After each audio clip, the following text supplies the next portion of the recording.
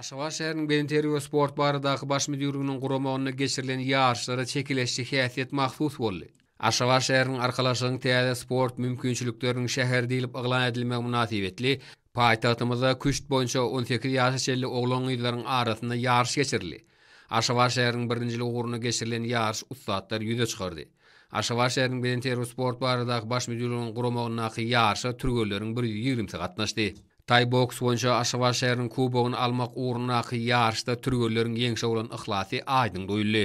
Türkmen Oğuzçylyk Üniversitetinde geçirilen sport bäsleşikleri özara duşuklardan ibaret boldy. Talipleriň arasyndaky oýullar bu ýokary okuw mekdebiniň türgelleriniň barha kämilleşýändigine şaýatlyk edýär. Türkmen Döwlet Benenteri we Sport, Türkmen Döwlet Maliýe institutlaryna, Magtumuladnaky Türkmen Döwleti hemde halkara ynsanperwer ilmler we ösüş universitetlerine geçirilen ýaşlarda ýokary netijeler gazanyldy.